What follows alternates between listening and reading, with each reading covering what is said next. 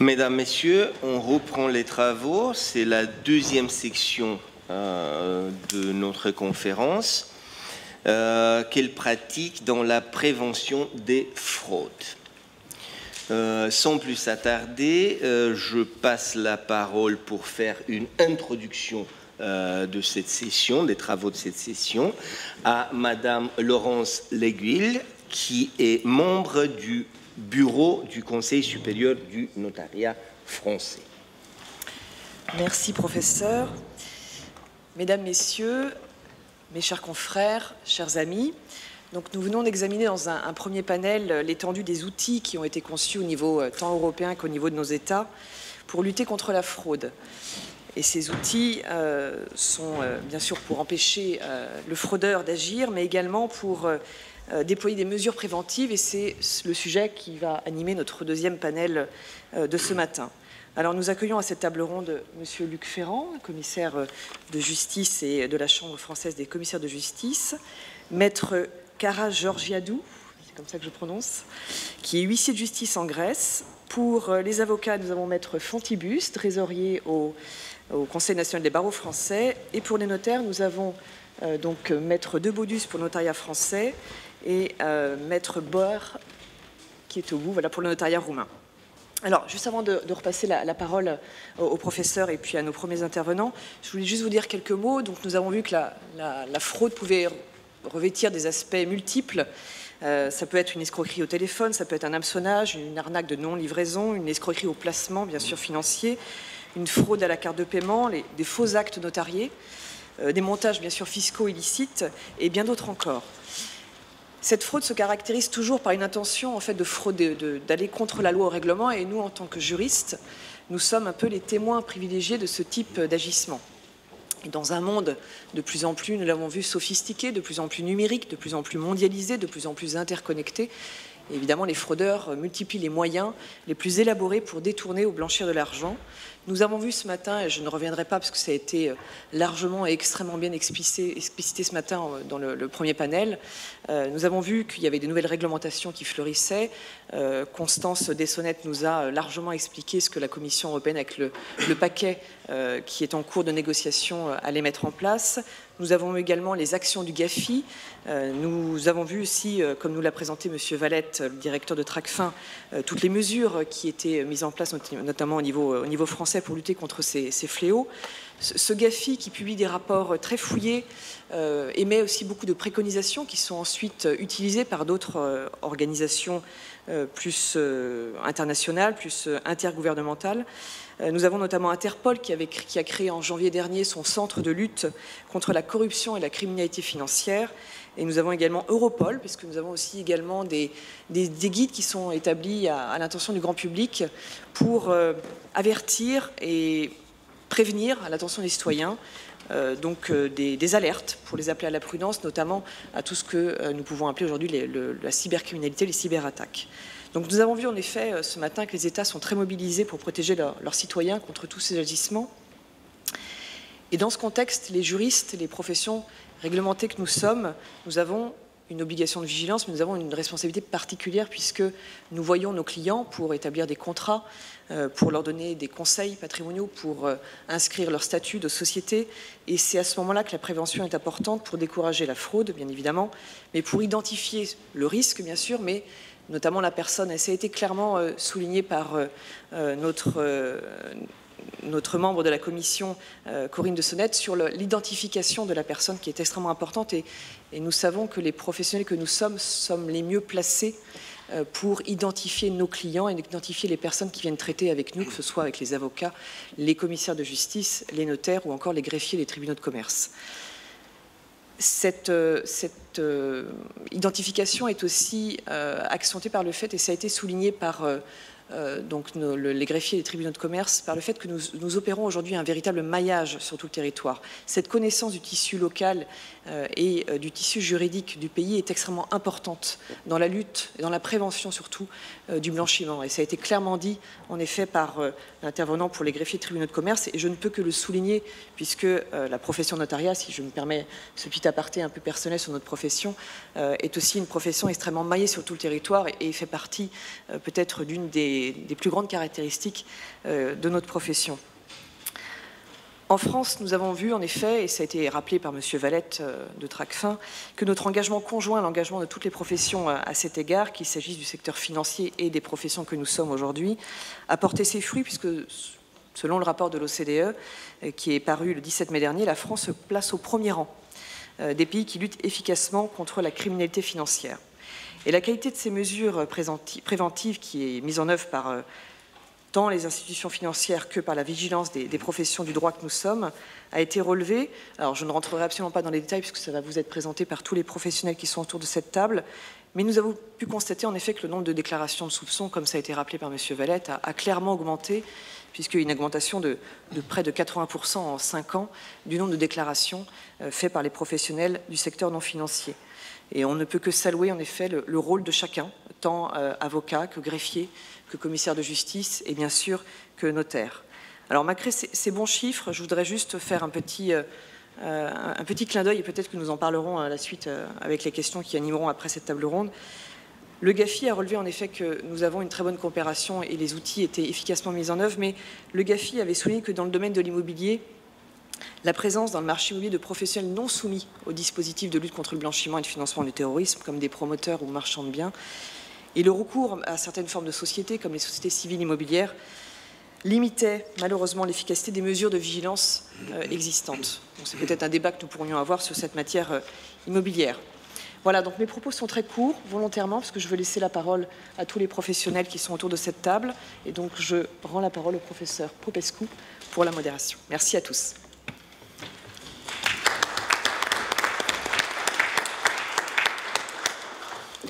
Merci pour cette excellente mise en thème qui nous permet de commencer les exposés. Et sans m'attarder, je passe la parole à M. Luc Ferrand, directeur de la conformité à la Chambre nationale des commissaires de justice en France, pour une intervention visant l'analyse et la pédagogie de la pratique des commissaires de justice en France.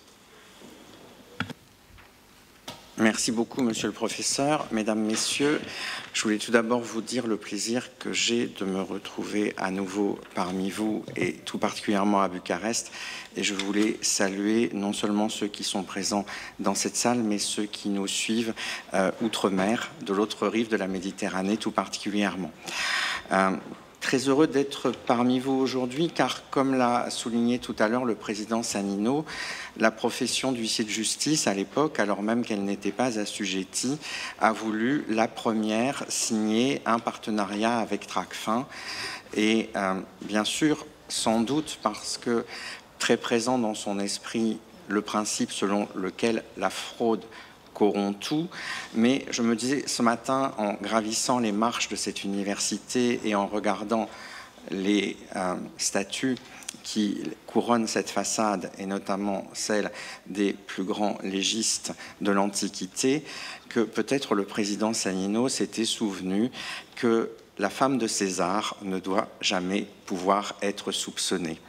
C'est un paradoxe, en effet, que de se poser la question de savoir comment un huissier de justice qui intervient tout à fait en fin de chaîne, après l'intervention de la décision de justice, peut encore se poser la question de savoir si, dans la relation d'affaires qui le lie avec son mandant, se pose de manière pertinente la question du soupçon. On pourrait supposer que, parce que le tribunal a statué, tout a été emporté et que plus rien n'est à faire. Et en réalité, il n'en est rien, et c'est toute la difficulté de convaincre l'acteur qui va être en charge du dossier de se reposer des questions qui pourtant auraient dû être posées avant qu'il n'intervienne. Et cette volonté de mettre les choses à plat et de les analyser avec acuité s'est traduite par le souci de créer à la Chambre nationale, alors qu'elle n'était pas encore Chambre nationale des commissaires de justice, et j'y reviendrai, un département de la conformité, et qui plus est confié à un magistrat, faisant peut-être de cette manière entrer le loup dans la bergerie. Je crois que c'était une démarche parfaitement rationnelle, dans la mesure où l'huissier de justice, par la très large complétude de ses compétences, et plus particulièrement encore aujourd'hui, au moment où il devient commissaire de justice, devant s'intéresser à toute la chaîne du recouvrement, de la négociation, du conseil, de l'amiable, du contentieux, de la mise à exécution, jusqu'aux ultimes mesures d'exécution, est confronté à toute la chaîne économique et à une diversité de situations absolument extraordinaire que probablement on a même encore aujourd'hui du mal à percevoir. Et il était nécessaire, avant la mise en œuvre de la réforme, d'anticiper ce nouveau métier et de le faire entrer de plein pied dans la pratique d'analyse et véritablement de compliance en mauvais français, donc dans cette dimension de recherche et de quête de conformité. Donc, pour un très bref historique, dès sa prise de fonction présidentielle, le président Sanino a voulu ce partenariat et à l'époque, je le redis, il était rien moins qu'évident. S'en est suivi une démarche partenariale avec Tracfin qui a conduit à une analyse macro, une analyse des risques, qui a recherché essentiellement dans tous les temps forts de la pratique professionnelle quels pouvaient être les moments où l'huissier de justice serait confronté aux soupçons. Et c'est encore une fois particulièrement intéressant puisque au moment où cette démarche est entreprise, la profession n'est pas assujettie. Dans un deuxième temps, au moment où commencent à se célébrer les fiançailles entre les deux professions d'huissier de justice et de commissaire-priseur judiciaire, se pose la question de faire vivre cette matière de manière à la fois pragmatique, mais aussi de manière exigeante. Et ce qui a été voulu à ce moment-là, c'est une incarnation par les élus. Je pense que c'est une démarche qui a été très largement commune aux autres professions du droit. Cette idée que pour que les praticiens de terrain se reconnaissent dans la démarche, il ne faut pas qu'elle soit vécue comme imposée, mais qu'elle soit appropriée et que la profession ne ressente pas un mécanisme intrusif, mais au contraire un mécanisme participatif qui représentera, malgré son coût, comme cela a déjà été dit, un gain réel, notamment un gain de sécurité juridique approfondie et un gain de valorisation du métier. Et je pense que les conclusions du GAFI sont à cet égard particulièrement éclairantes. Donc, incarnation par un tandem d'élus qui représentaient chacun l'une des deux sections de la nouvelle Chambre, donc une huissière de justice et un commissaire-priseur judiciaire, qui ont piloté ces travaux depuis la création de la Chambre. Et donc, vous l'avez compris, en termes de calendrier, nous nous sommes trouvés immédiatement projetés dans l'anticipation du contrôle qui, comme ça a déjà été dit tout à l'heure, a effectivement duré 3 ans et a été d'une particulière intensité pendant ces 3 ans. Je pense que ça a été un formidable moteur pour mobiliser les intelligences, mobiliser les bonnes volontés aussi, et on a choisi une démarche réellement participative qui s'est appuyée sur le savoir-faire de quelques volontaires qui ont accepté de partager leurs pratiques professionnelles de manière à ce que cette fois-ci l'analyse sectorielle des risques soit totalement ancrée dans une démarche microéconomique d'analyse de la pratique professionnelle au sein des offices, de manière à ne rien rater du nouveau métier. Et le deuxième volet, tout naturellement, ça a été le partage d'expérience. Une fois validés les outils d'analyse, il fallait nécessairement qu'ils soient appropriés par les praticiens de terrain. Et là-dessus, l'aiguillon de Tracfin a été particulièrement intéressant.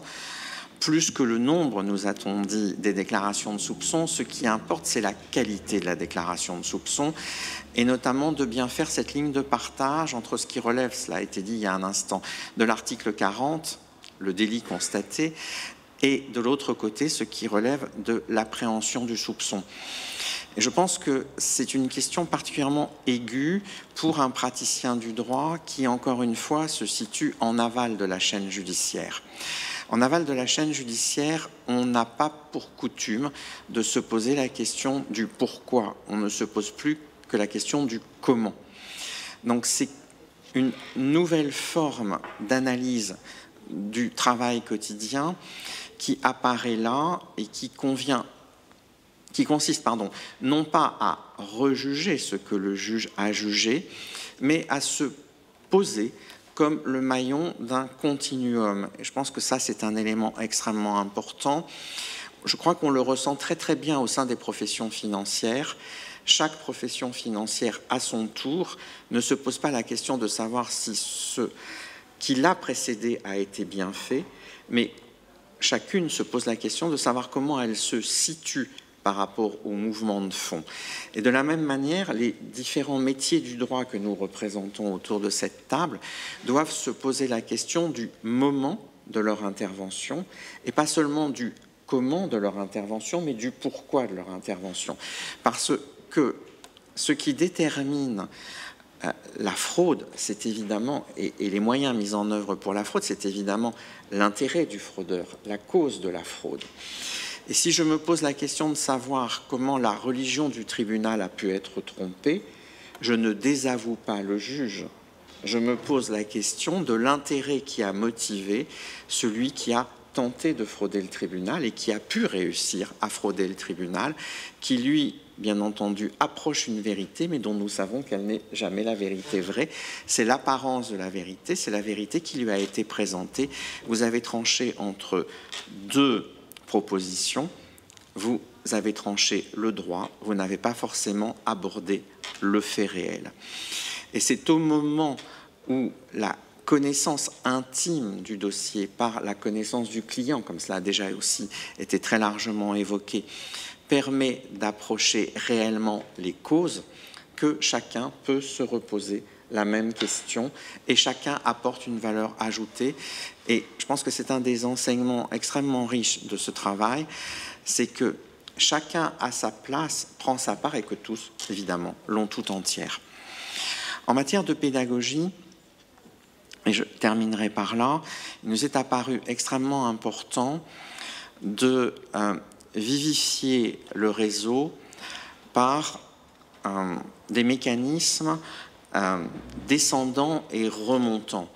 C'est-à-dire que les outils que nous avons mis à disposition de la profession ne sont pas des outils de verticalité stricte, sont des outils qui se veulent extrêmement pratiques, mais qui doivent nécessairement être pris en main, et donc nous avons besoin du retour d'expérience pour constamment améliorer les outils de cette pédagogie.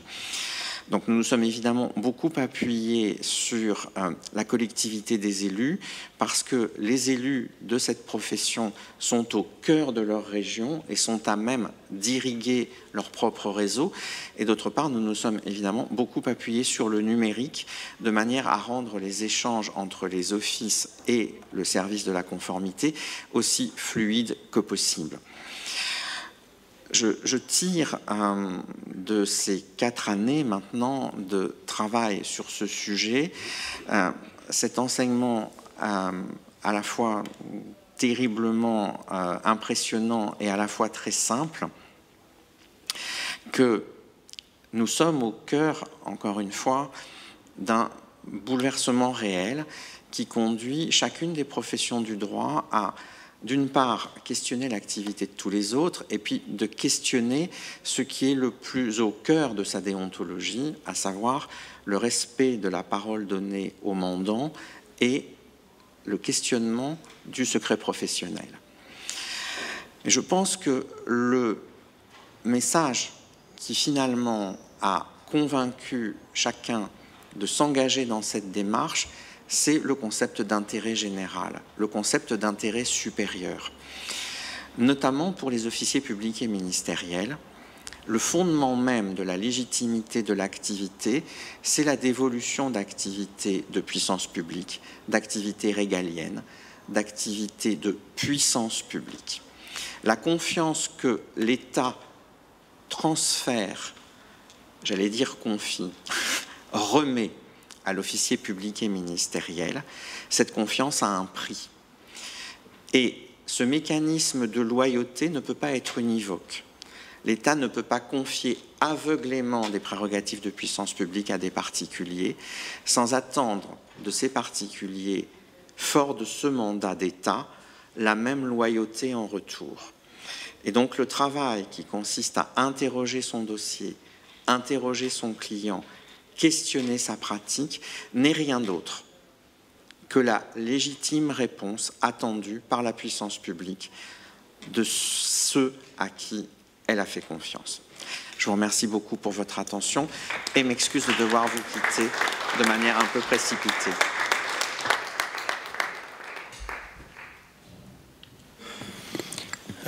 Je vous remercie. Je sais que vous avez un avion dans une période de temps très courte. Je voudrais juste savoir si on peut détourner un peu la procédure, donc si vous aurez le temps de prendre une question maintenant, s'il y en a, parce que pour la fin de cette session, il ne sera pas possible, mais seulement si vous avez le temps.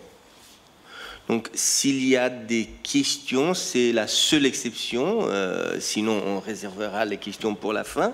Mais vu cette situation imprévue, s'il y a des questions uniquement pour cette première intervention, en présentiel ou en ligne? Non? Merci. Je vous remercie encore une fois et j'invite Madame Maria Karageorgianu, commissaire de justice en Grèce, de nous présenter son intervention sur le constat d'huissier de justice ou de commissaire de justice, une prévention à la fraude en Grèce. Bonjour, je me présente, je m'appelle Maria Karageorgianu. Je suis grecque et j'exerce le métier d'huissier de justice depuis 2018. Avant, j'étais décoratrice. Non, je blague. Avant, j'étais avocate. Et voilà. Tout d'abord, je voudrais vivement remercier la Fondation du droit continental et sa directrice Anne-Charlotte Gross de m'avoir invitée en tant qu'intervenante huissier de justice à la Convention pour traiter un sujet nouvel, on peut dire. C'est pas uniquement pour la Grèce. Je vais vous analyser par la suite. Mon sujet, c'est le constat d'huissier de justice et je me demande si ça peut être un outil, une prévention à la fraude. Je remercie vivement pour m'avoir invité car les huissiers de justice, cependant professionnels de droit, disposant d'une grande expérience, on peut dire, des sujets juridiques en tant que praticiens, ils sont très peu présents dans les conventions organisées de droit. C'est des fois des professionnels méconnus, des justiciables, et pourtant les seuls juristes de proximité. Je vous assure que même nous, on peut disposer ou on peut proposer ad hoc des solutions juridiques aux problèmes qui se posent des fois. Et cela va être, je vais essayer de le prouver aujourd'hui en essayant d'aborder le sujet du constat. Le constat, d'habitude, c'est... Et ça s'est passé, je ne sais pas quoi. Le constat, d'habitude, c'est utilisé quand le problème est déjà présent. Quand le problème est déjà présent au sein d'une procédure, à la requête du juge ou à la demande des personnes. L'idée de ma présentation, c'est de essayer de proposer si un constat d'huissier de justice peut s'utiliser à titre préventif.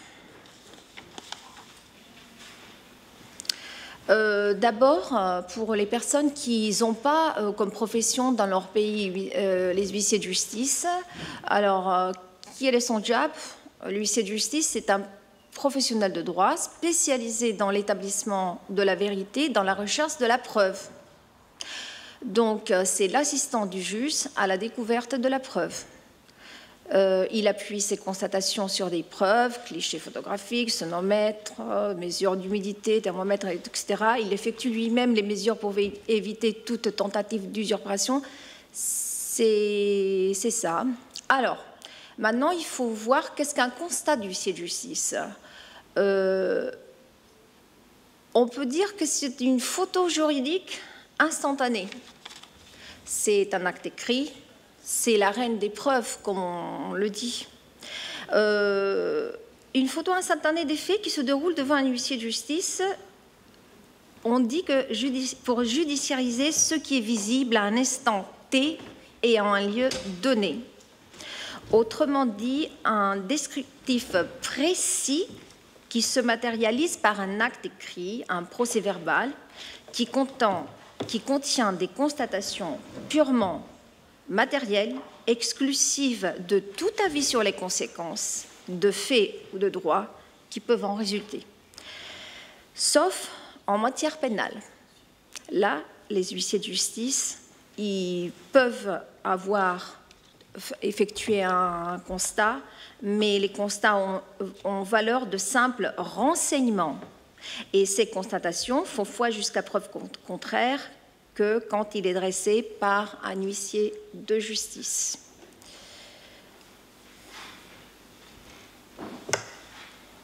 Alors, donc, c'est une copie de la réalité, donc. C'est un moyen de préservation du fait litigieux, une preuve irréfutable et incontestable auprès des autorités, des tribunaux et des compagnies, une photographie juridique, une économie avec un constat. On fait une économie de temps et d'argent avec la possibilité d'éviter un long procès, je m'excuse.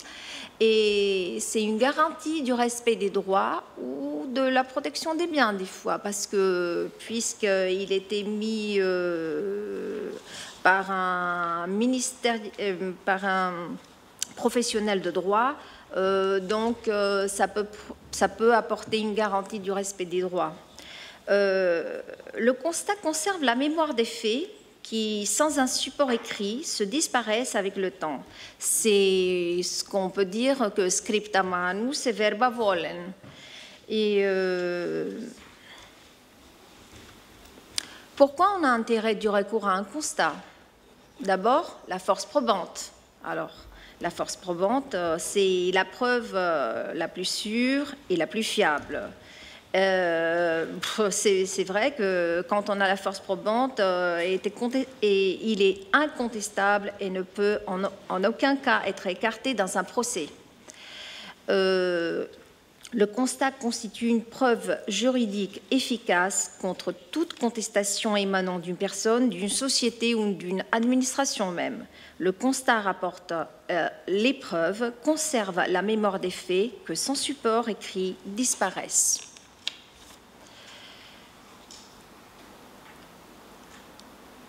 À quoi peut servir un constat d'huissier de justice en matière de fraude maintenant, que c'est le sujet de mon intervention? Si l'objet du litige porte sur une situation qui disparaît avant le début d'une procédure, les constatations d'un huissier vont prouver que cette situation a bien existé et été réelle. Si le litige arrive en justice, le constat d'huissier fera gagner du temps dans l'établissement de la preuve, car le constat est considéré comme un acte authentique, c'est-à-dire effectué conformément à la loi. Car quand la fraude s'effectue, c'est trop tard de la freiner, de l'arrêter. Des fois, il vaut mieux prévenir que arriver au moment où vraiment le délit sera effectué. L'administration peut ordonner à un huissier de justice de ramasser, si on peut dire, si je me permets de dire, des éléments qui peuvent conduire à la fraude. Je ne sais pas exactement le mécanisme qu'on peut utiliser, et ça, ce n'est pas mon travail à le faire, c'est les juristes peut-être qui vont trouver la formule. Et d'abord, il faut vérifier aussi par rapport à la vie privée, à la protection de la vie privée, des droits de l'homme, etc. Mais je pense qu'il y a donc ma proposition, c'est créer via l'huissier de justice un état des lieux financier unilatéral, un EFU et pas un UFO.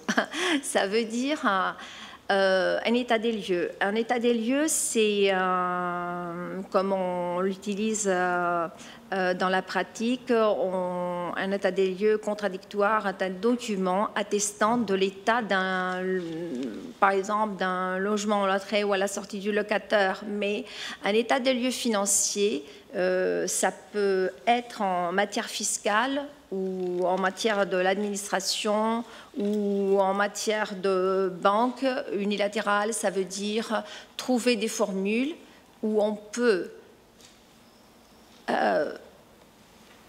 chiffrer et écrire dans des papiers,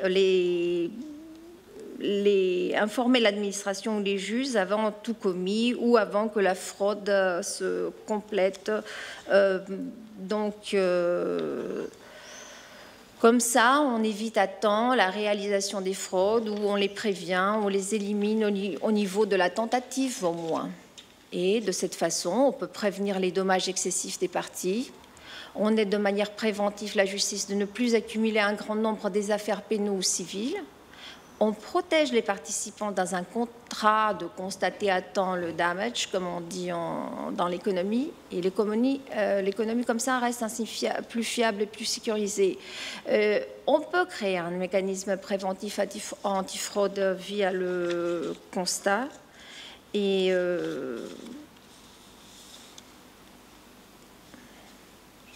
je sais pas, qu'est-ce qui s'est passé? Et si on veut vraiment attribuer de l'éternité à ce projet, cela peut s'effectuer via le blockchain. Comme ça, tout ce qui est écrit par un constat reste dans le temps. Il y a un enchaînement, il y a une suivi de tout ce qu'on a fait, donc il ne pourra pas disparaître. Concernant mon pays, je ne sais pas trop parce que je ne traite pas le droit pénal. Les huissiers de justice, ils n'ont pas ils ne sont pas comme en France.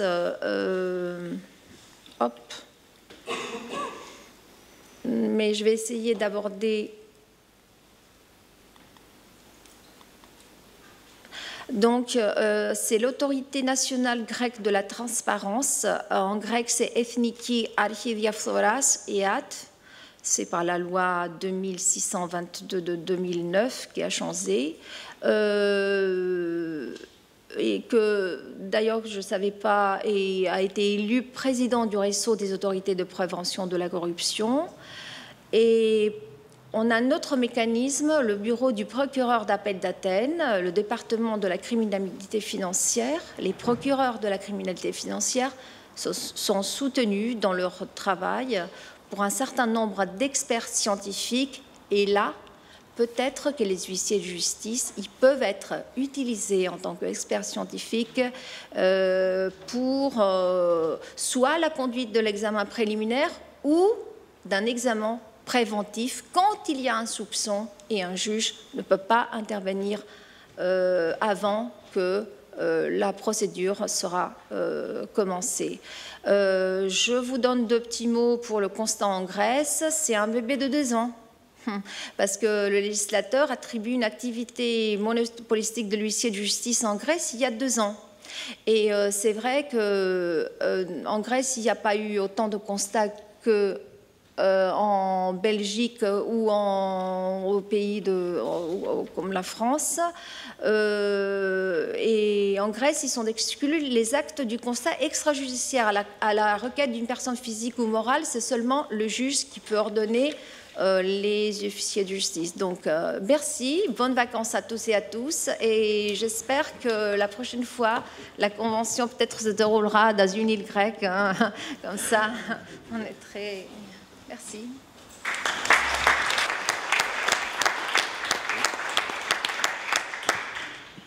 Merci de votre intervention et surtout de l'invitation pour les vacances.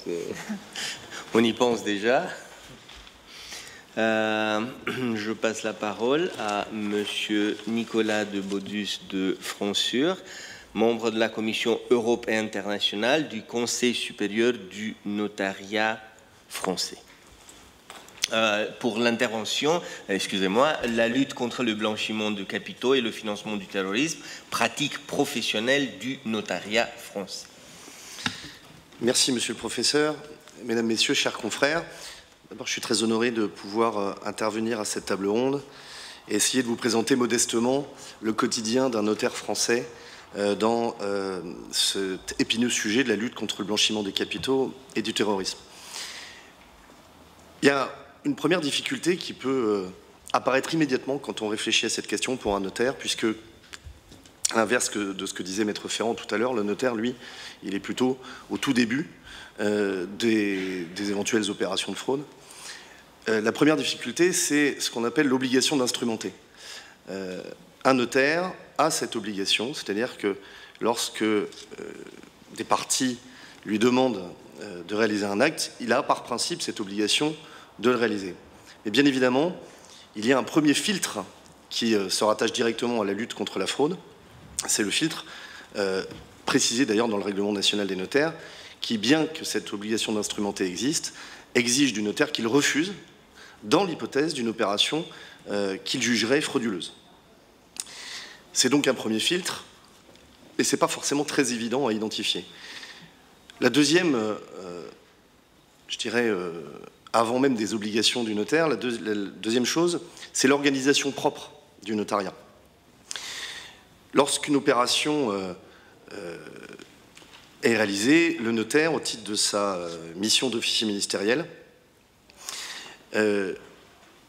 délégataire de la puissance publique et exerçant à ce titre une compétence réservée pour les actes soumis à publicité foncière, est évidemment en première ligne, puisque le blanchiment des capitaux, le financement du terrorisme, le secteur de l'immobilier est évidemment identifié comme un secteur à risque et un vecteur important du blanchiment. Alors, les flux financiers qui correspondent à ces opérations passent systématiquement par la comptabilité du notaire, qui est une comptabilité arrêtée et contrôlée dans tous les offices de France, une comptabilité qui est auditable, et surtout, il y a un partenariat avec la Caisse des dépôts et consignations. C'est-à-dire que tous les flux financiers, finalement, transitent sur non pas deux établissements bancaires, l'établissement bancaire de l'acquéreur et l'établissement bancaire du vendeur, mais également sur un établissement bancaire qui dépend directement du Parlement, qui est la Caisse des dépôts et consignations. Et la Caisse des dépôts et consignations, elle est dédiée au service de l'intérêt général. Donc vous voyez déjà que dans la structure même de l'organisation de ces flux financiers, il y a déjà un outil en soi de lutte contre le blanchiment. Les enjeux sont évidemment colossaux. Chaque année, les notaires font passer dans leur comptabilité des sommes liées à ces opérations. Alors, de manière générale, entre, on va dire, aux alentours de 850 milliards d'euros. Et pour proprement l'immobilier, c'est des chiffres que je vous donne qui sont de 2019-2020. Pour l'immobilier, on estime environ 520 milliards d'euros, des fonds qui transitent dans les comptabilités. Donc on est sur vous le voyez, des enjeux financiers extrêmement importants. Alors, là aussi, dans cette organisation, comme je disais, qui est déjà très structurée, n'empêche pas les notaires d'avoir des obligations extrêmement fortes. Et je fais une petite parenthèse qui a été largement ouverte par les précédents intervenants sur le maillage territorial. J'insiste sur ce point qui a été évoqué par le Monsieur le Président d'Enfer, par M. Ferrand, par Maître Le Guil. Le maillage territorial, c'est évidemment quelque chose, un outil très efficace dans la lutte contre le blanchiment. Les notaires aujourd'hui, c'est à peu près 17 000 professionnels en France. C'est 20 millions de Français qui viennent voir les notaires tous les ans. Donc évidemment, ça place les notaires en première ligne dans la lutte contre le blanchiment. Et le Conseil supérieur du notariat en est tellement conscient qu'il développe un plan de protection de ce mariage territorial, qui est d'ailleurs en cours de développement, et qui est là évidemment en premier lieu pour permettre aux citoyens français d'avoir un accès aux droits, quel que soit l'endroit où ils se trouvent sur le territoire national, mais qui est aussi évidemment fait dans le cadre de toutes ces obligations, dont la lutte contre le blanchiment et le financement du terrorisme. Alors, les obligations des notaires en la matière sont au nombre de 3. L'obligation de vigilance, les déclarations de soupçon et l'obligation de conservation. Alors, les notaires n'appréhendent vraisemblablement pas ces obligations de la même façon. L'obligation de vigilance, c'est l'obligation constante dans une relation d'affaires de s'assurer de la cohérence des opérations effectuées avec une connaissance actualisée de son client. Le terme est important, actualisé, parce qu'on peut un jour faire une opération parfaitement licite et puis quelques années plus tard s'être découvert une vocation de criminel et donc faire des opérations qui sont devenues illicites. Le notaire doit donc avoir une connaissance actualisée de son client. À ce titre, il est tenu de vérifier, de vérifier donc l'identité du client par l'obtention évidemment de carte nationale d'identité, passeport, si c'est des personnes physiques, mais également des éléments liés à la personne morale, le cabis, les statuts. Et puis, identifier, ça a été largement évoqué dans le panel précédent, le bénéficiaire effectif de l'opération, le bénéficiaire final, et donc celui qui tire les ficelles. Et on a vu tout à l'heure que les montages, on a souligné que les montages pouvaient être extrêmement complexes, d'où une obligation de vigilance renforcée. Cette obligation de vigilance ne conduit pas le notaire à interroger systématiquement ses clients sur le détail de leurs activités professionnelles, patrimoniales, la source de leurs revenus, mais il doit quand même s'interroger systématiquement sur tous les éléments contradictoires ou incohérents qui pourraient résulter du dossier. La notion de risque doit être également appréciée par le notaire. Et il y a certaines hypothèses qui doivent attirer l'attention et faire preuve d'une vigilance renforcée. Un client qui ne serait pas présent physiquement, des opérations qui favoriseraient l'anonymat, comme sur des bons anonymes par exemple, ou qui concerneraient une personne politiquement exposée, ce qui est facile à identifier en l'espèce, mais vous voyez que les hypothèses présentes, pas forcément. Un client également résidant dans un État qui ne serait pas engagé dans la lutte contre le blanchiment.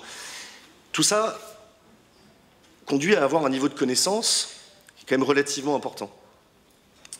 Or, il se trouve que c'est une mission qui n'est pas forcément évidente pour les notaires.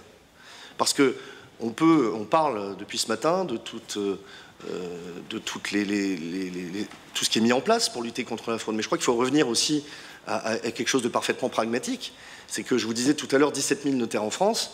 Sur 17 000 notaires en France, vous n'avez pas 17 000 spécialistes de la lutte contre le blanchiment. C'est pour ça qu'on va le voir dans un instant, que des outils très concrets doivent être mis à la disposition des notaires pour remplir leurs obligations, et notamment cette obligation de vigilance.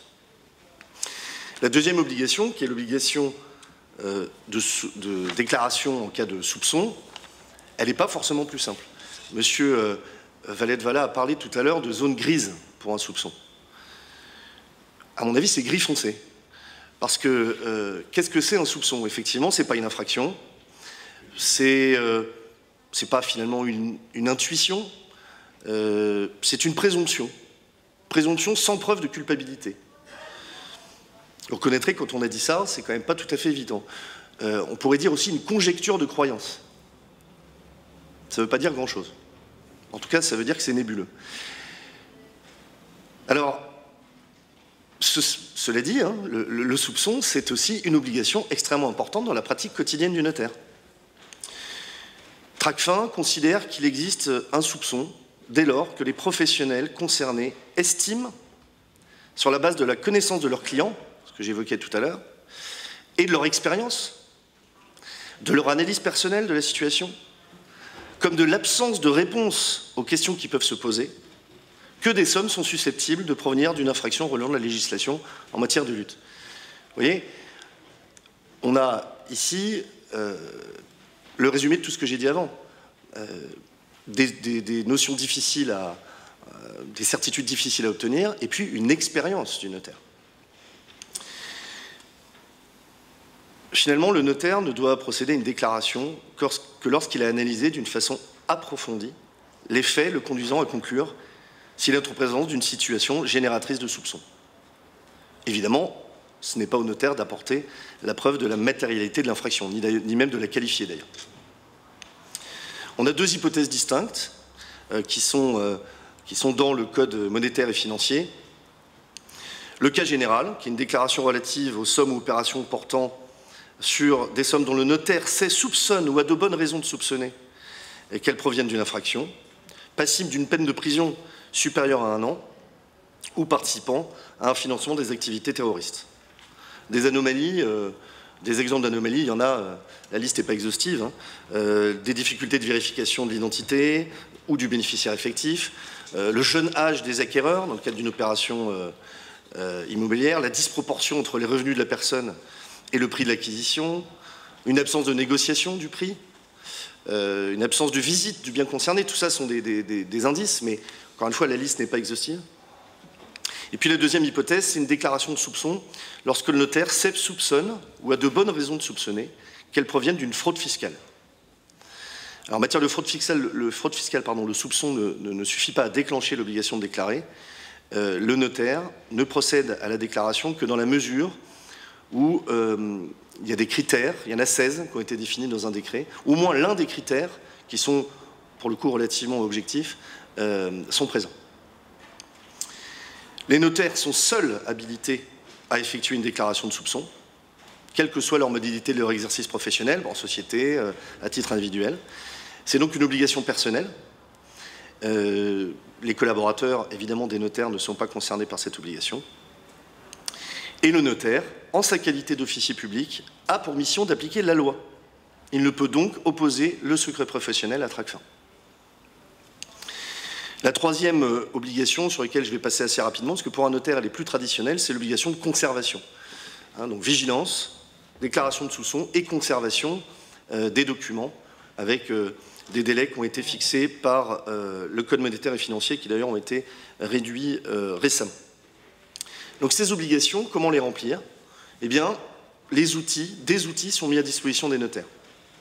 Le Conseil supérieur du notariat, évidemment, accompagne les notaires dans le respect de leurs obligations.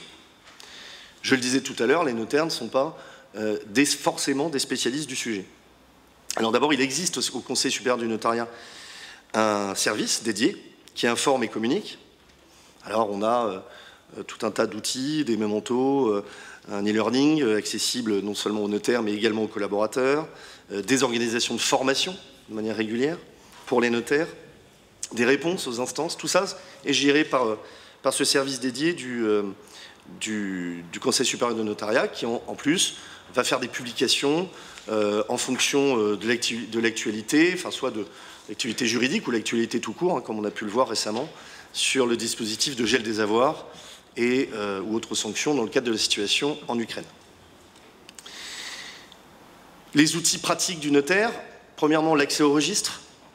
Les notaires ont accès à des informations, alors même si c'est un sujet qu'on a évoqué hier soir, il y a des pays où c'est beaucoup plus développé, avec un accès beaucoup plus important. Il n'en demeure pas moins que les notaires français ont accès à un certain nombre de registres, état civil, commerce, casier judiciaire, alors limité, mais casier des bénéficiaires effectifs, fichier des bénéficiaires effectifs, des gels des avoirs, et puis tous les sites reprenant la liste des pays, faisant appel à une vigilance particulière, et puis une base de données qu'on appelle Dow Jones, qui a été, un abonnement a été souscrit par le CSN, qui est également pratique en la matière. Et puis également, le CSN, Conseil supérieur du notariat, met à disposition des notaires des applications informatiques qui se sont beaucoup améliorées avec le temps, qui sont très simples d'utilisation, ce qui signifie que dans une pratique quotidienne, pour un notaire, dans sa pratique professionnelle quotidienne, finalement, l'obligation de vigilance, en s'y intéressant un peu, n'est pas extrêmement compliquée à remplir. Sur l'intranet des notaires, donc accessible à l'ensemble des notaires de France, vous avez plusieurs outils, une fiche de vigilance de premier niveau ou renforcée, voire un questionnaire interactif, hein, voyant un niveau de gradation si le notaire a des doutes, et donc des outils qui l'accompagnent, qui vont encadrer sa réflexion finalement, même si, je le redis, tout ça reste sous la responsabilité du notaire et de son expérience et de son analyse personnelle. Mais les outils sont assez efficaces et assez utilisés d'ailleurs. Enfin, évidemment, qui dit obligation et rôle éminent en matière de lutte contre le blanchiment du terrorisme, le blanchiment de l'argent et financement du terrorisme, eh bien, il y a également une surveillance et des sanctions.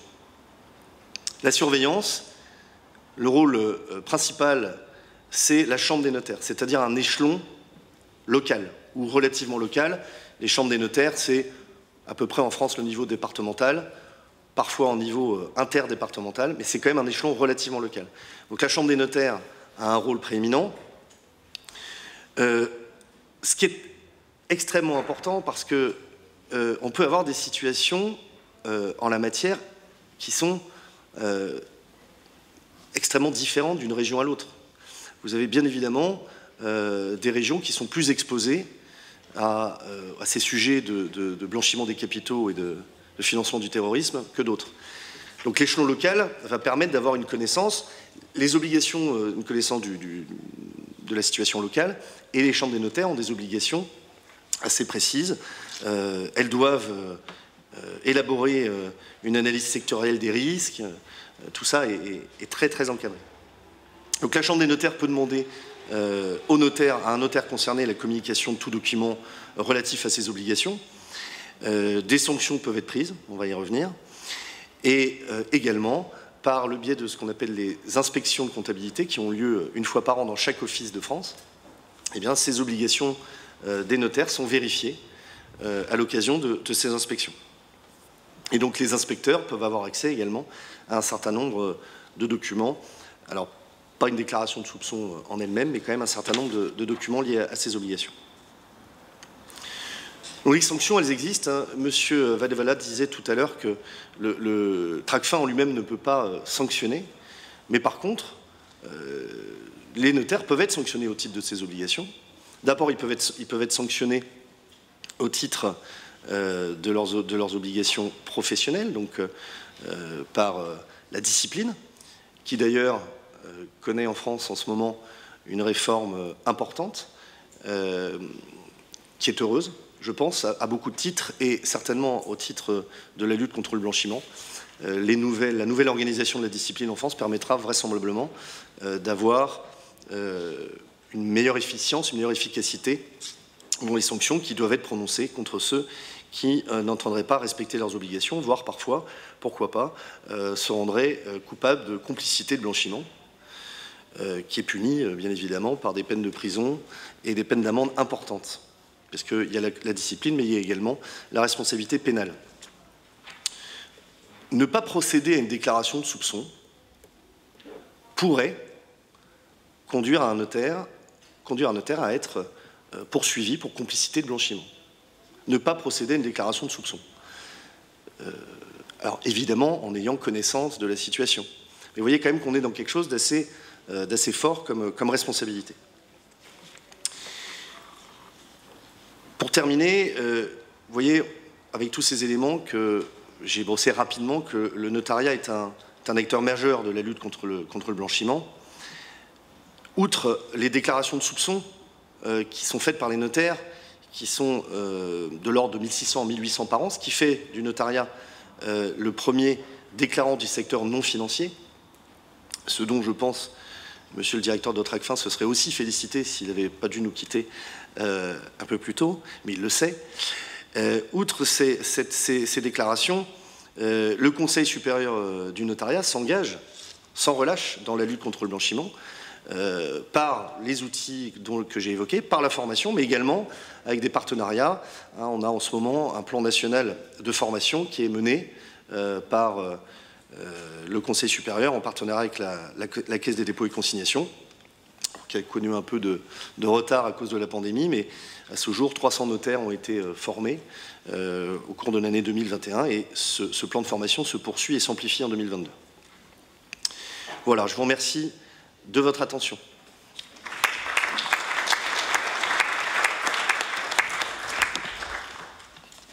Merci à vous. J'invite M. Flavius Boar, conseiller juridique au sein de l'Union nationale des notaires publics de Roumanie, de nous présenter les questions visant la prévention des fraudes dans l'activité notariale en Roumanie. Mulțumesc. Merci. Mesdames, Messieurs, j'ai pensé à faire l'intervention qui suit en français, puisqu'il s'agit d'une présentation orientée vers l'extérieur. C'est un panorama des autres pays sur le sujet. Il est donc plus intéressant de faire d'ores et déjà une présentation comparative. L'Union nationale des notaires a rendu des outils de comparaison équivalents pour rendre la communication avec les autorités de contrôle plus étroite. Je vais donner quelques exemples concrets avec des approches de principe. Je vais passer maintenant à cet exposé en français. Ainsi, tout d'abord, j'ai envoyé une présentation PowerPoint de mon intervention si elle n'est pas parvenue aux organisateurs. On pourrait tout aussi bien faire sans cette présentation, c'est comme ça. Le but de ma présentation est de rapidement passer en revue certains dispositifs contemporains pour la prévention de la fraude qu'on a déjà vus, que nos collègues étrangers connaissent sans doute aussi dans leur propre législation nationale. C'est clair qu'il faut préciser dans ce contexte la notion de fraude qui est polyvalente, comme le disait M. Guillaume, Valette, Valla, M. Lofty-Chedli, Maître Laurence Léguil aussi, viennent immédiatement à l'esprit, bien entendu, les préoccupations contemporaines dont il a déjà été question. Par exemple, la lutte contre le blanchiment des capitaux, le gel des avoirs de certains dignitaires étrangers. Mais pour moi, j'aimerais partir de l'idée que la fraude couvre quand même toutes les infractions envisageables contre les dispositions impératives qui régissent les relations civiles. Ensuite, il convient, c'est clair que le sujet de cette conférence vise aussi la question de la transparence.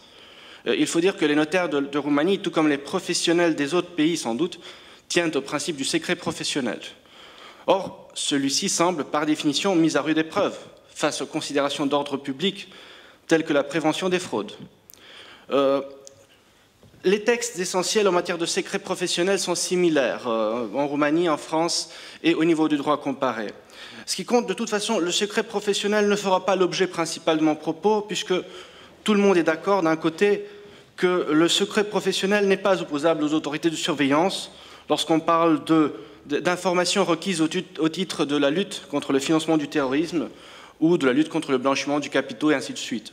En revanche, le secret professionnel retrouve désormais toute sa force lorsqu'il en va d'atteinte soupçonnée à la réserve héréditaire des descendants ou du conjoint survivant.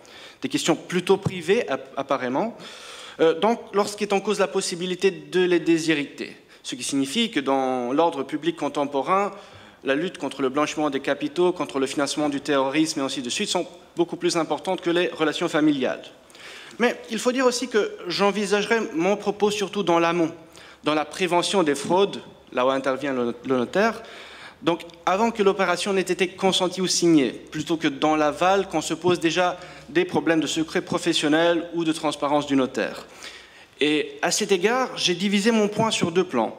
D'abord, une perspective contemporaine, et ensuite, une perspective plutôt traditionnelle dans le cadre de ma profession, sur la prévention des fraudes, afin d'en argumenter les mérites respectifs. Le droit roumain connaît des textes normatifs similaires à ceux des autres États membres de l'Union européenne certainement, et à ceux des autres pays aussi, concernant la lutte contre le blanchiment des capitaux. Ces dispositions résultent de la transposition des règles internationales et européennes afférentes. C'est pourquoi peut-être leur contenu en tant que tel ne présente pas tant d'intérêt. J'ai en vue, par exemple, nous avons nous aussi les obligations de rapporter les transactions suspectes. Nous avons l'obligation de rapporter aussi ce qui compte en Roumanie. Nous avons l'obligation de rapporter les opérations portant sur des montants en espèces d'un montant supérieur à 10 000 €. Dans l'activité notariale en Roumanie, il arrive parfois que des immeubles valent moins que 10 000 € et que les parties envisagent s'acquitter en espèces.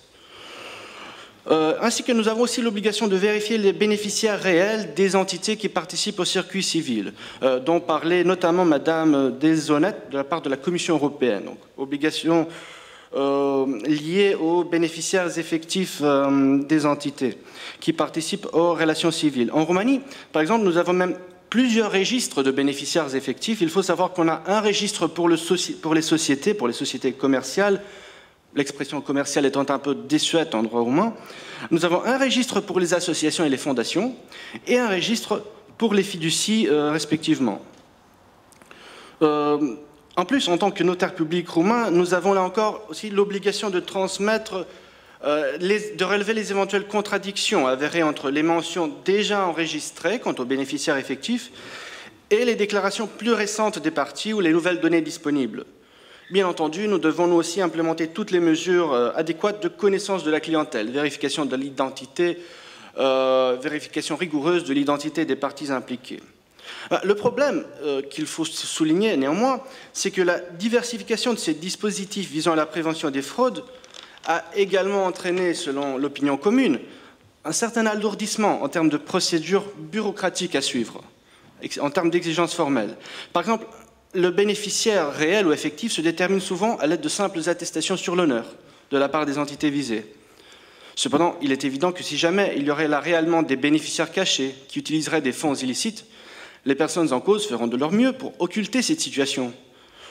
S'ajoutent à cela aussi quelques zones grises ouvertes par rapport à des questions qui étaient autrement traitées jusqu'à présent.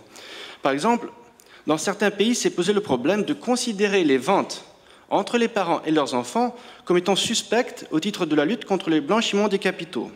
Ce risque existe sans doute. Ce risque existe. J'ai à l'esprit l'hypothèse de poursuite pénale, le cas échéant engagé contre le parent, qui cherche à cacher ses avoirs entre les mains de ses enfants. Cependant, il s'agit là d'opérations dont le régime, les implications et les risques ont déjà été débattus et raffinés depuis quelque temps. De même, dans la pratique roumaine, s'est posé le problème de suspecter au même titre les ventes en lesquelles le vendeur consent à ce que le prix soit viré non pas entre ses mains, mais dans les comptes bancaires d'une tierce personne, donc entre les mains d'un tiers. Là encore, une possibilité déjà solidement réglementée, selon moi, dans la tradition juridique. Ce dispositif contemporain est quand même utile.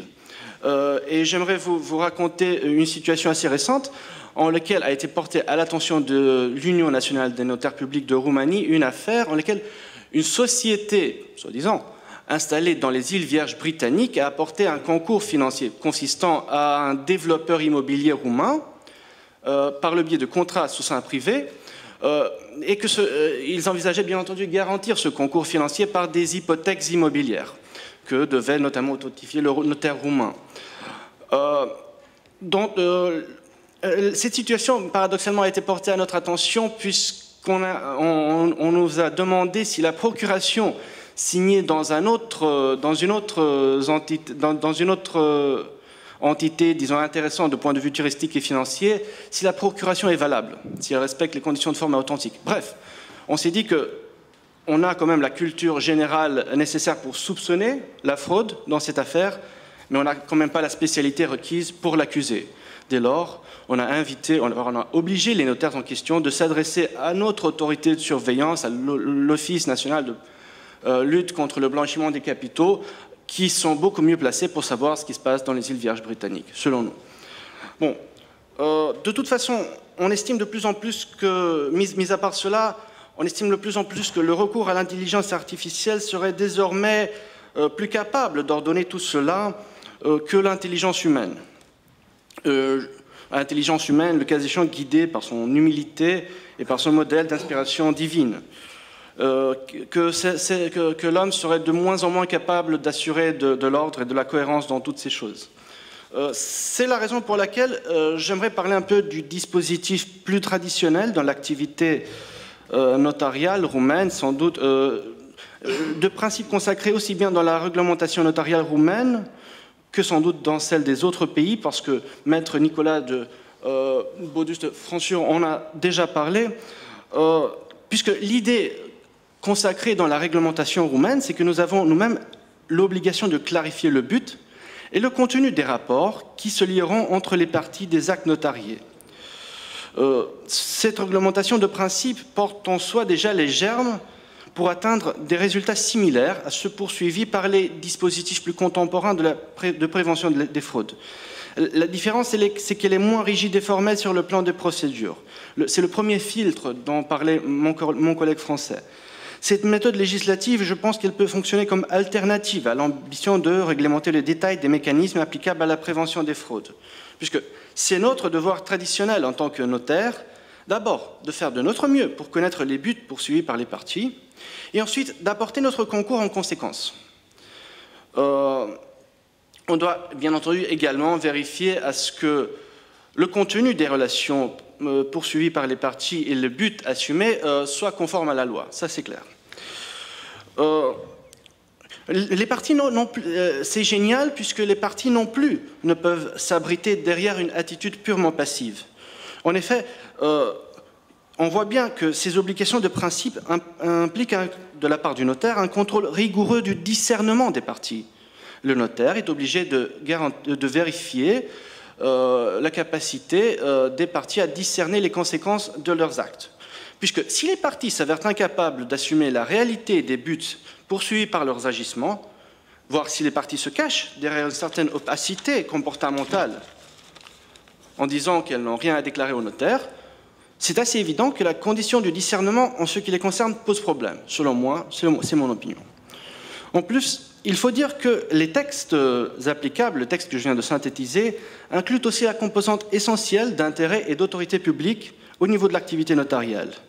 Il s'agit de la prise en compte des tierces parties prenantes, ainsi que de leurs intérêts, puisque si on s'intéresse à la légalité de l'opération conclue ainsi que des buts poursuivis, c'est évident qu'il n'est pas uniquement question de services fournis aux parties signataires de l'acte, à l'image d'un business juridique, mais d'une charge réalisée dans l'intérêt de la société dans son ensemble.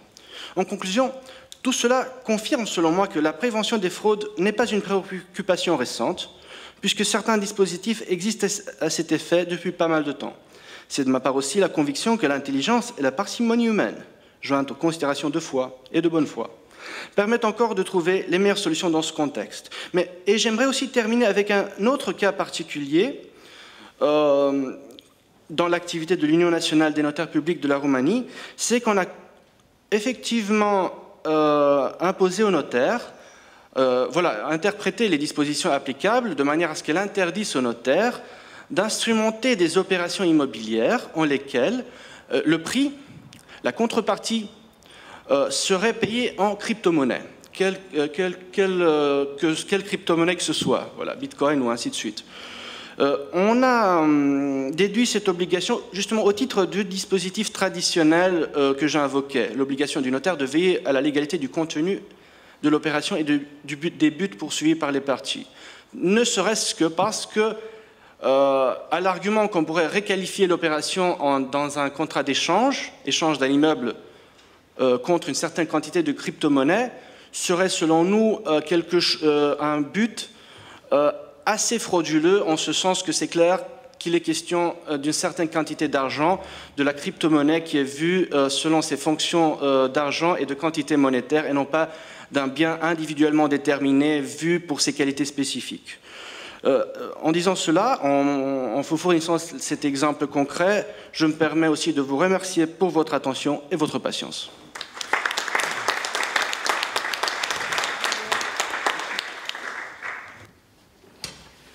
Nous vous remercions également et la dernière intervention, mais ce n'est pas un jugement de valeur, c'est juste un constat factuel, donc c'est une question purement chronologique. Tout à fait. Monsieur Olivier Fontibus, ancien bâtonnier du barreau de Versailles, trésorier du Conseil national des barreaux, responsable du groupe de travail lutte contre le blanchiment et financement du terrorisme, bien sûr Conseil national des barreaux de France.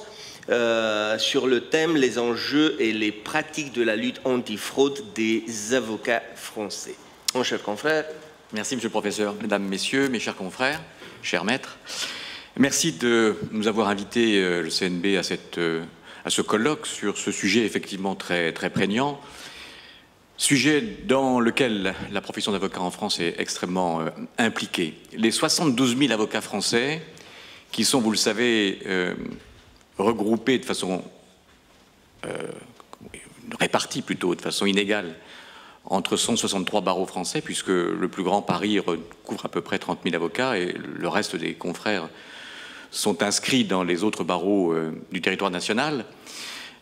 sont assujettis à ces obligations de lutte contre le blanchiment et le financement du terrorisme depuis la deuxième directive de 2001. Alors vous dire que cet assujettissement a été de suite compris et assumé serait peut-être hasardeux, mais je crois que les choses ont changé, ont évolué dans l'esprit des confrères français lorsqu'ils ont compris que ces obligations auxquelles ils étaient assujettis étaient d'une certaine façon là pour les protéger d'une instrumentalisation de leurs clients. Et lorsque j'étais jeune avocat, mon professeur de déontologie nous disait, mais le premier ennemi de l'avocat, c'est le client. Et la première chose qu'il faut effectivement avoir en tête, et c'est d'ailleurs une des premières obligations, un peu à l'instar de nos amis notaires, c'est qu'il faut connaître son client. Et que ce devoir de vigilance, qui est inscrit, je dirais, en dehors même des dispositions de la LCBFT dans notre règlement intérieur national, ce devoir de vigilance passe par connaître parfaitement son client. La deuxième chose qu'il faut avoir en tête, c'est que cet assujettissement des avocats français est limité. Toutes nos activités ne sont pas effectivement assujetties. Et il en est une qui, par évidence, ne peut pas être assujettie, c'est celle, bien entendu, de l'activité juridictionnelle. On n'imagine pas, bien évidemment, un avocat qui défendrait un prévenu devant une juridiction faire en parallèle une déclaration de soupçon. Et l'autre activité qui n'est pas soumise à cet assujettissement, c'est la consultation juridique. Alors même que la tentative est, elle, assujettie. Ce qui est assujetti, ce sont les activités au travers desquelles l'avocat est exposé au risque.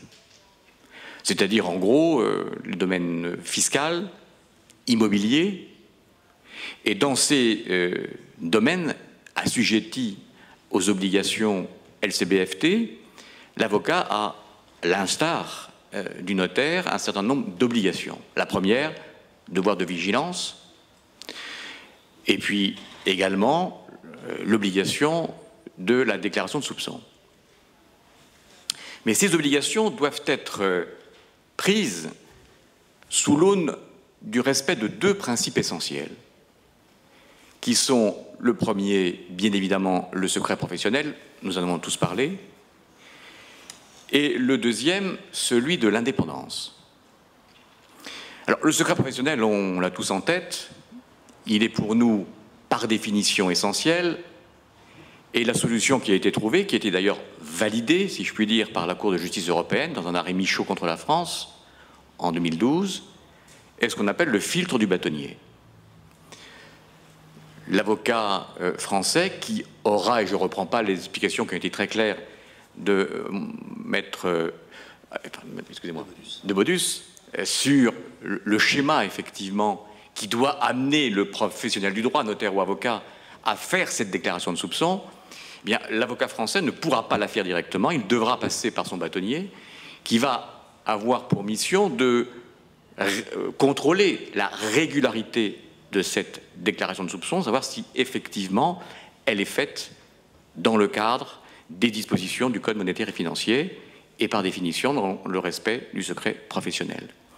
Ce filtre a été validé par la Cour de justice européenne, elle est pour nous extrêmement importante et d'ailleurs ça nous a amené à obtenir de Tracfin que cette déclaration de soupçon qui doit être faite sur la plateforme Hermès puisse, dans très peu de temps, être véritablement faite au travers de la plateforme Hermès, puisque nous avons obtenu que le bâtonnier figure sur la plateforme Hermès. Donc nous allons pouvoir effectivement passer du papier au numérique, et c'est une bonne chose. Le deuxième point qui nous est très important pour nous, c'est effectivement l'indépendance. La profession d'avocat est une profession réglementée qui s'autorégule.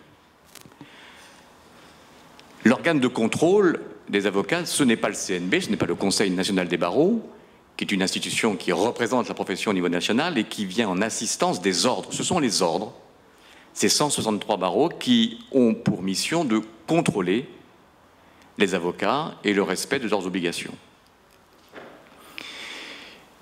On vous l'a dit tout à l'heure, le paquet législatif européen a créé cette notion de supervision.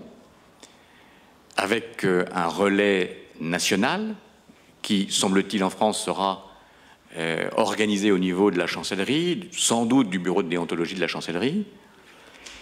Mais il est important que cette supervision ne soit pas un moyen pour nous de contourner l'autorégulation, c'est-à-dire le fait que cette profession s'organise elle-même.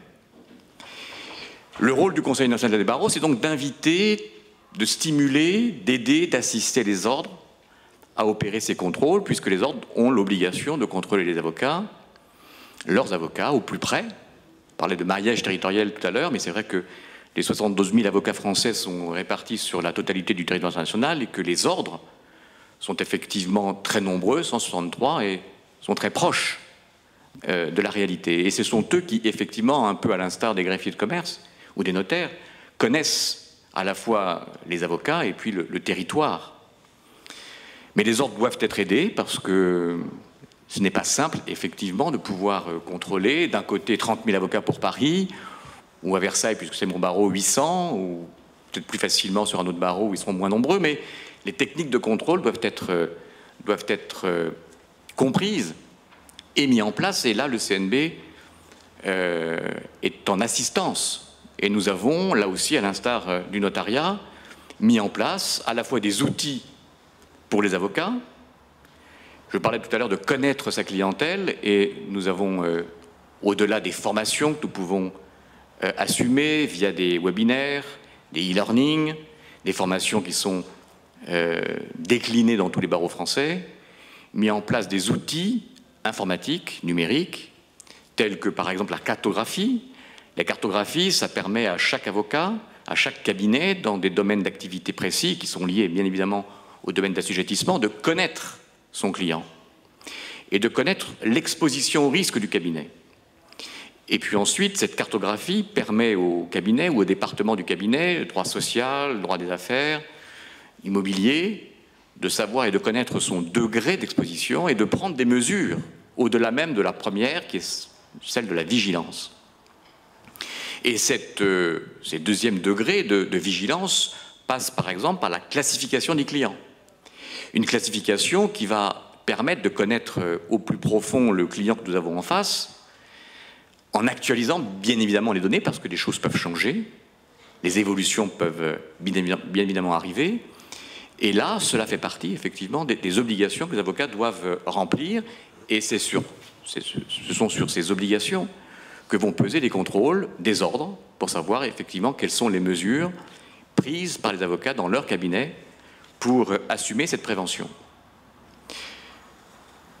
Aide également aux ordres, puisque les ordres doivent contrôler au maximum leurs avocats.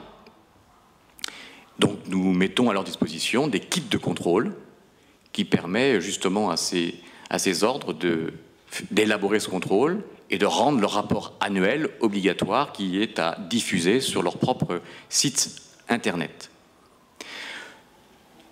Cette prise de conscience, elle est compliquée parce qu'à une époque, je pense que tout le monde l'a en tête, cet assujettissement de l'avocat a posé difficulté. Et que si on a pu effectivement faire passer le message de l'instrumentalisation, de lutter contre cette instrumentalisation, les premières réactions étaient de dire si je suis abordé par un client avec des idées et des arrière-pensées, je me déporte. Et on est passé du déport à l'obligation, sous conditions qui ont été rappelées, de la déclaration de soupçon. Mais c'est effectivement une longue prise de conscience de ces obligations, mais nous avons, je pense, réussi à sensibiliser l'ensemble de la profession avec cette notion, justement, d'instrumentalisation. Autre outil extrêmement important et très utile dans cette prévention, ce sont les CARPA, puisque les avocats français ont la possibilité, je dirais, de manipuler et de manier des fonds, mais de façon purement accessoire à un dossier, et avec l'obligation de passer par la CARPA. Et les CARPA sont devenus des outils d'autorégulation, de contrôle, et les flux financiers, plusieurs milliards d'euros, sont effectivement analysée en amont, à la fois par l'avocat qui fait l'opération, et puis par la CARPA qui va effectivement recevoir les fonds et essayer de savoir d'où viennent les fonds, avec des outils dont on a rappelé tout à l'heure l'utilité, Dow Jones, bien évidemment, le RBE, et là je remercie nos amis greffiers puisque cet accès aujourd'hui est facilité pour les avocats au RBE via une application, ce qu'on appelle Avocarpa, qui sécurise l'accès aux avocats et qui va pouvoir permettre aux avocats de consulter beaucoup plus facilement qu'ils ne le faisaient auparavant le RBE, avec un lien direct avec la liste du gel des avoirs qui va pouvoir les alerter immédiatement si jamais effectivement le client était visé par ce gel des avoirs, sur lequel là aussi nous avons communiqué largement depuis les événements d'Ukraine, où là le Conseil national des barreaux, les ordres ont averti de façon extrêmement sensible les avocats français sur cette possibilité que leurs clients soient inscrits sur la liste du gel des avoirs. La CARPA est un instrument donc primordial qui est un outil très français qui, en Europe, est regardé de très près par la Belgique, par exemple, par l'Allemagne également, puisque nous avons compris que les banques allemandes avaient quelques réticences aujourd'hui à gérer ces comptes pour le compte de tiers, pour le compte des avocats, et qu'il faut trouver une solution, je dirais une solution alternative, et je pense que la CARPA française, entre guillemets, peut être utilisée. On est même allé vendre, entre guillemets, la CARPA française en Chine. C'est un comble, mais voilà, c'est un outil.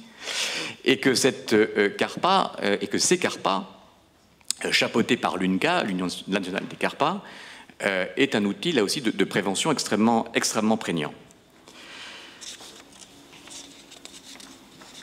Ce qu'il faut retenir, c'est qu'effectivement, les efforts ont été reconnus par le GAFI. Si la première étude GAFI et les premières conclusions de 2011 n'étaient pas très favorables, on va dire, c'est un pléonasme, et une litote pour les avocats français, le rapport de 2022, comme il a été rappelé, est extrêmement encourageant parce qu'il relève cette implication de la profession dans la lutte contre le blanchiment et le financement du terrorisme, et d'une certaine façon coupe court à un procès qui a été fait à la profession sur le nombre de déclarations de soupçons. Nous serions les mauvais élèves de la classe. J'ai à côté de moi le premier de la classe, et nous serions les mauvais élèves de la classe. Alors c'est vrai que le nombre de déclarations de soupçons faites par la profession d'avocat est faible. Alors, je pourrais vous dire qu'on est à 300% d'augmentation depuis 2011, mais ça ne voudrait pas dire grand-chose. Mais je crois qu'il ne faut pas prendre le nombre de déclarations de soupçons comme un élément de jugement de l'implication de la profession. La profession est impliquée, elle le démontre par toutes les actions qu'elle mène, par les contrôles qu'elle effectue, par les outils qu'elle met en place au service des confrères et des ordres. Mais il faut avoir en tête, et vous l'avez vu sur le domaine d'assujettissement des activités des avocats, nous n'avons pas le même champ d'activité, par exemple, que beaucoup de confrères en Europe. L'avocat allemand est à la fois notaire. Nous n'avons pas, nous, d'activité financière au sens propre du terme. Donc il est logique que si nous sommes bien évidemment exposés au risque, nous le sommes moins que d'autres professionnels du droit réglementés, ou même que d'autres avocats en Europe. Et ce nombre de déclarations de soupçons, même si, avec les mesures que nous avons prises et la sensibilisation qui est faite depuis des années, peut augmenter, notamment depuis l'assujettissement des CARPA en 2020, nous n'arriverons jamais, bien évidemment, au nombre dont a parlé mon voisin tout à l'heure pour le notariat, parce que je crois que, par définition, celui qui voudrait faire une opération de blanchiment ou de financement du terrorisme ne va pas forcément aller voir un avocat parce qu'il n'est pas obligatoire dans certains domaines. Mais la profession est sensibilisée à plus d'un titre, à la fois parce que cette notion de lutte contre la fraude et contre le blanchiment, on a parlé tout à l'heure de morale ce matin, mais je crois que cela est vrai, et que nous devons tous être mobilisés pour lutter contre ce fléau que représente la fraude, le financement du terrorisme et le blanchiment des capitaux. Mais tout cela doit se faire, je le répète, et c'est pour nous essentiel, dans le respect de notre secret professionnel, qui est un secret d'ordre public, qui n'est pas le secret des avocats, qui est le secret des citoyens, qui est un fondement essentiel de l'état de droit. Et dans le cas de notre indépendance, de notre autorégulation, et si nous voulons effectivement, nous, avocats, sauvegarder, conserver cette autorégulation, nous devons effectivement apporter la preuve que nous sommes parfaitement impliqués dans cette lutte contre le blanchiment et le financement du terrorisme, et nous le sommes à 100%.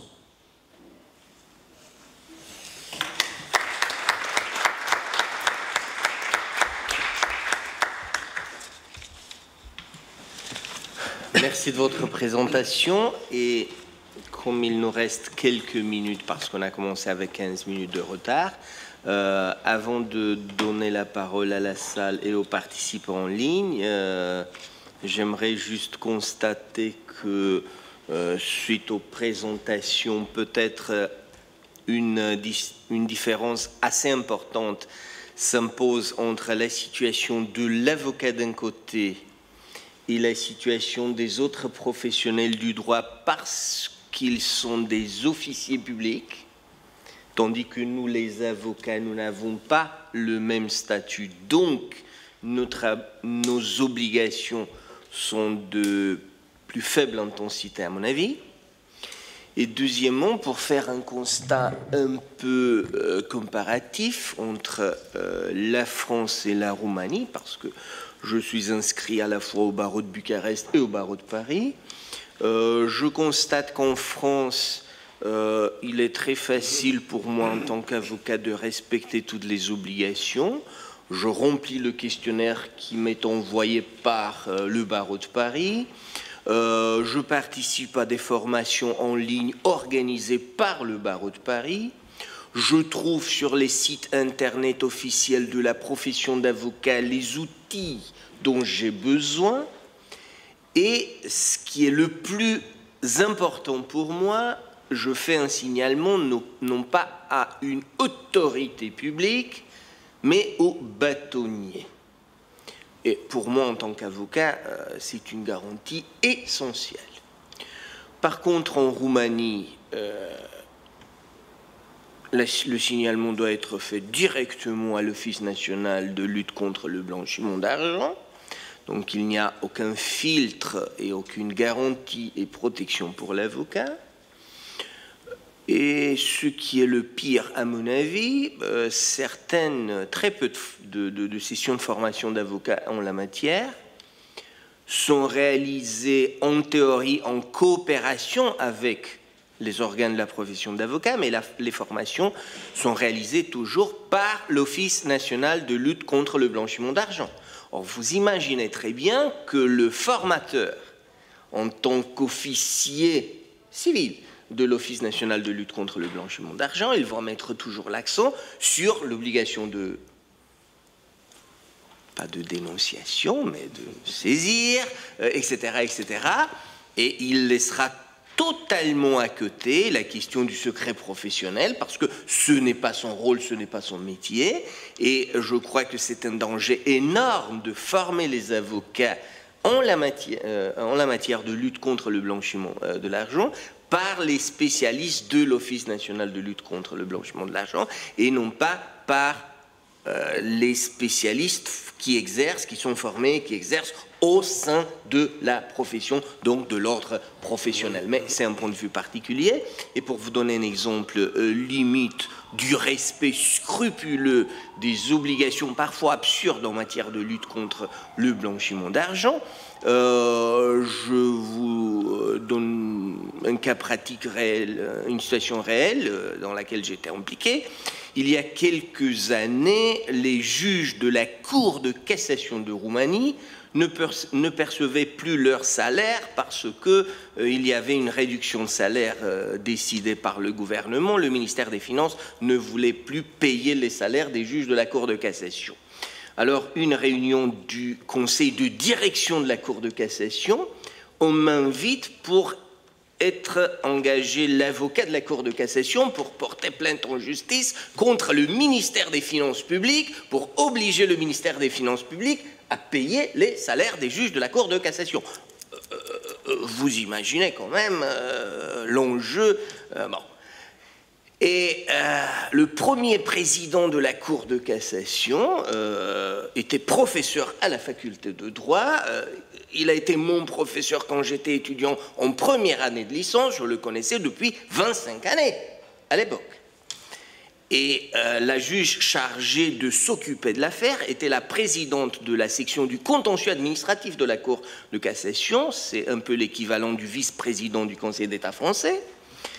Qui était l'épouse du juge roumain à la Cour européenne des droits de l'homme et ancien doyen de la faculté. Je la connaissais aussi depuis un quart de siècle.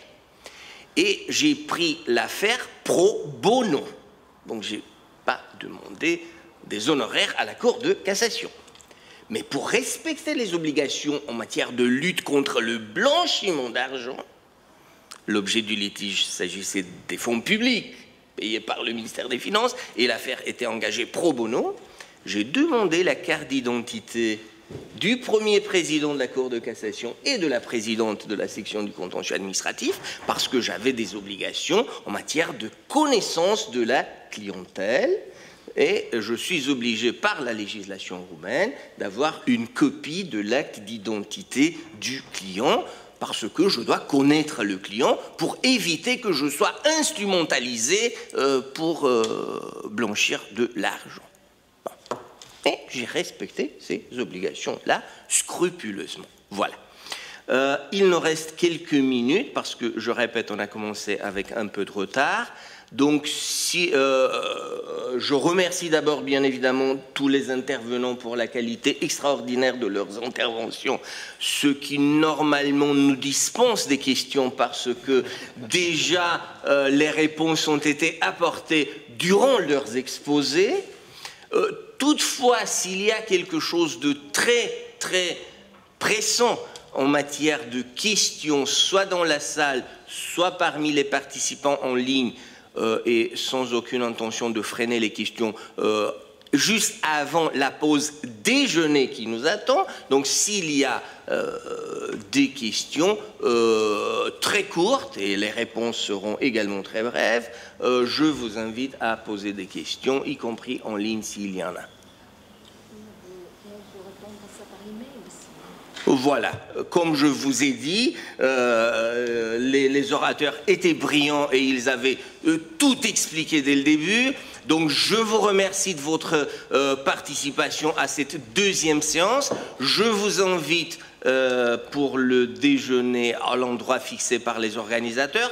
Et je vous en prie de reprendre les travaux pour la troisième séance à 14h30 pile, même salle. Merci.